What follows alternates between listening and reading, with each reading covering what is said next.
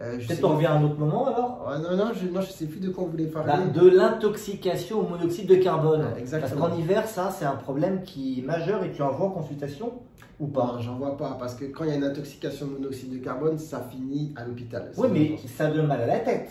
Ça donne mal à la tête, ça peut donner des nausées, vomissements, mais avant de parler du coup des symptômes, je pense que c'est important de dire de quoi il s'agit. Ben voilà, parce que vous savez qu'il y a un gaz qui s'appelle le monoxyde de carbone, le CO pour ceux qui font de la chimie, et ce CO, il peut s'échapper de manière anormale quand les chauffe-eau, c'est les chauffe-eau, hein, en fait, dysfonctionnent. C'est pas forcément que chauffe-eau, c'est tout ce qui est issu de la combustion.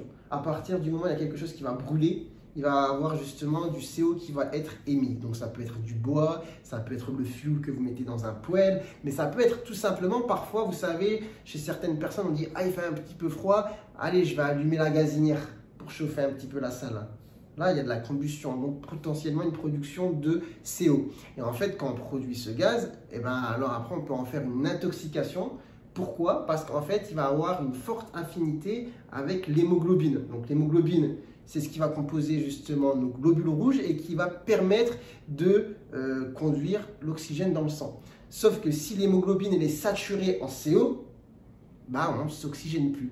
Et du coup, l'intoxication au CO, ça peut mener à des comas et voire à des décès chaque année. Avant d'arriver au coma et au décès, justement, il y a des symptômes et souvent, on passe à côté du diagnostic. C'est pour ça que je disais que je pensais que les médecins généralistes en voyaient, mais apparemment, peut-être pas. Parce que ça fait mal à la tête, ça donne des nausées, on est fatigué.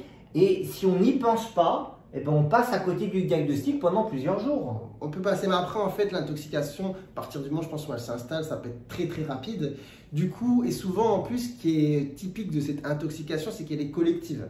C'est-à-dire, en général, on ne vit pas tout seul, il y a des gens et tout le monde va présenter les mêmes symptômes.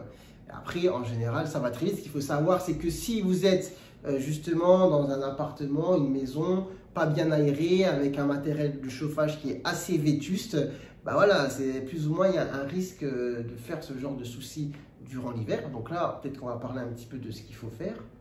Et voilà, de ce qu'il faut faire. En fait, c'est tout simple. Déjà, qu'est-ce qu'il faut faire? Qu'est-ce qu'il faut faire? Déjà, il faut aérer.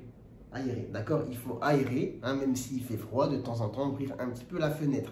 Après, ce qu'il faut faire, c'est comme je disais, c'est pas allumer par exemple une gazinière pour justement se chauffer en disant il fait un peu froid, bien on va allumer le four, on va allumer la gazinière. Il y a des gens qui font ça, mais ça peut être potentiellement dangereux. Après, dans l'idéal, il faut vérifier aussi son matériel. Je crois que ça c'est le message vraiment le plus important, c'est-à-dire que l'essentiel, à ma connaissance, des intoxications au CO sont liées à des chauffe-eau vétustes finalement.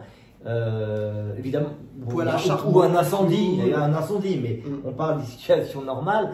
Et donc, faire vérifier son matériel de chauffage pour éviter ça. Faire ramoner la cheminée si on fait du feu de cheminée, tout simplement. La cheminée, ça peut intoxiquer si on est dans une petite pièce, pas aérée.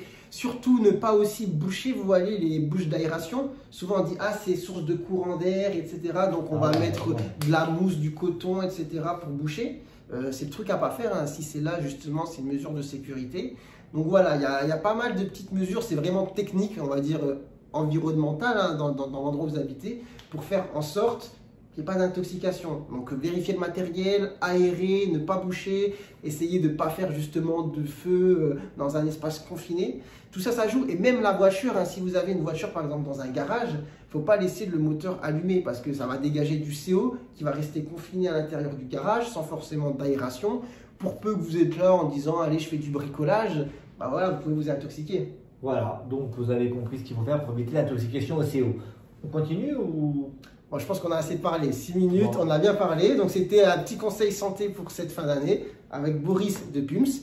Et puis je pense qu'on peut se retrouver peut-être pour une dernière vidéo. Il y a un sujet hyper important qui va vous permettre de passer une excellente fin d'année ou en tout cas d'éviter vraiment des pépins. On y revient dans la prochaine vidéo. Allez, à très bientôt. Salut. Ciao.